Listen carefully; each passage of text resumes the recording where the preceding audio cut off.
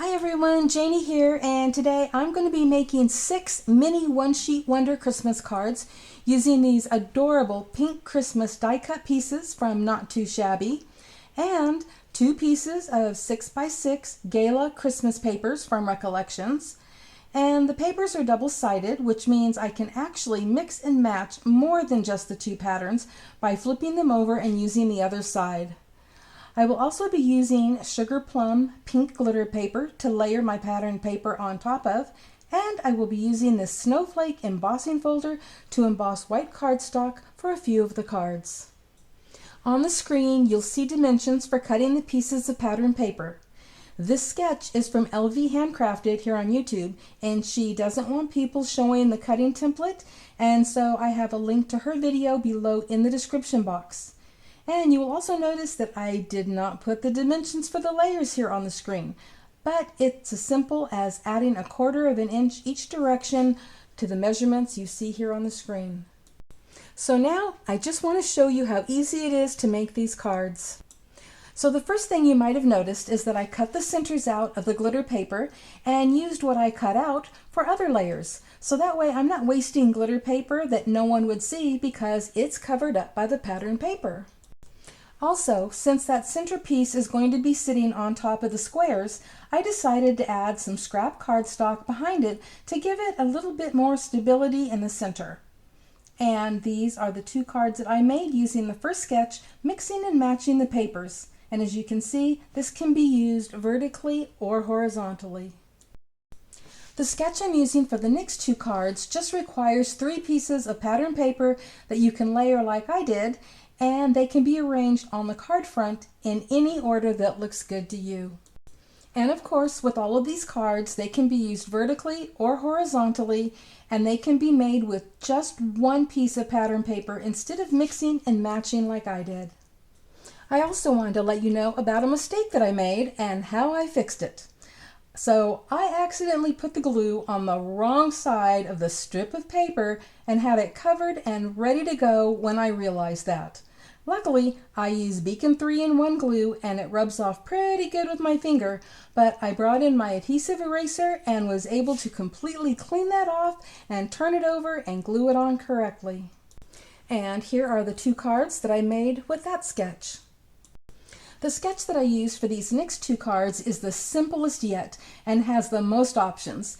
And I'm sorry to say that I forgot to show the process of putting it together, but I'll talk about that here in a little bit. Okay, I realize I went through that pretty quick, but I'm going to have a link on the screen as this video is ending to my video where I used this exact same sketch last year. And I'm also going to put a link below in the description box to LV Handcrafted where you can see hers and maybe get the printout for the template. So I just wanted to show you my finished cards and tell you a little bit about how I made them. So this particular card can be made vertical or horizontal, as you can see. And I put these squares on differently than Lynn does. And Lynn is LV Handcrafted. And what I do is I will glue the squares on to the bottom layer first and then put this on over the top. Whereas Lynn glues them to this front piece and then lays it all down together. So there's more than one way to do these, but I love these card sketches. I love this mini one-sheet wonder number 8, which is what it's called. And I also love the images from Not Too Shabby, and I used adhesive foam tape to pop these up to add a little dimension. And I did that with all of the images here that I'm going to show you. And so on this one, again, it can go vertical or horizontal.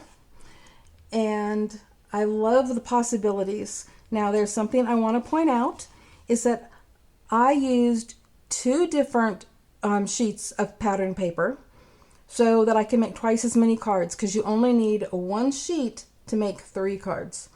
But I wanted to mix and match, and also using double-sided paper, I also was able to flip it over. And so I had more options.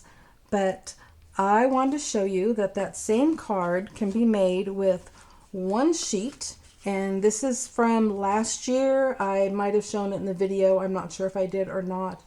But on this one, I just used the same paper. And I did that on all of them. So you'll see on the next card that I just used one sheet of pattern paper for this. So I wanted you to see that that can be done. I also wanted to show you something else. On this one, I have the large panel, the medium, and then the skinnier one. Okay. On this one, I put the large one in the center and then the other two on either side. And on this one, I put the large one at the bottom and then the medium and the skinny one. So on this particular card, you can put those pieces together any way that looks good for you or meets your needs. And again, like I said, all of these were popped on with the foam adhesive tape. And I absolutely love these images from Not Too Shabby. They are just awesome. And now we're going to go to this card, which is actually the easiest one of all. And again, it could be horizontal or vertical. And it's so easy because you actually just have that one square. That is all that you use from everything that's cut out. This is extra. And when I say that this has the most possibilities, even though you just have one square, it's because you can put the square here or up here, down there. Same thing here. You could put it in the center or off to either side. And here I've got that piece going across the middle. Here I have it going down part of one of the sides.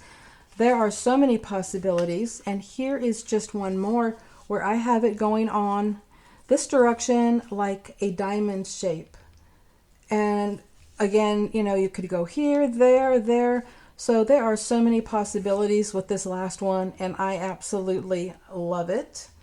And again, this is one from last year, so it's using the same paper that this one used. And I don't have the third one, and I don't know why. I can't seem to find it anywhere, or I would show that to you as well. But I just love it. And as you know, I used an embossing folder because I like having that embossed background instead of just a smooth white. But it would look great either way. And I used that on not all of the cards.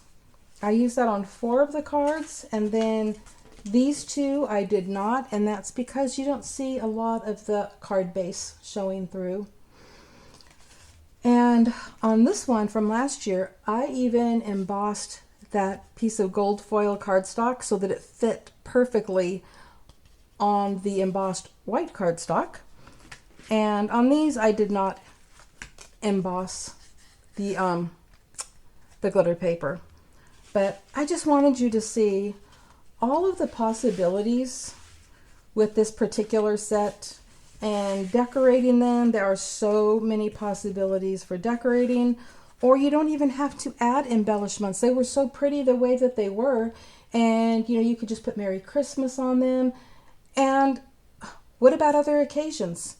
Okay, this isn't just for Christmas. I just happen to be doing Christmas in July here, but this would be great for birthday cards. You can just make up a whole batch.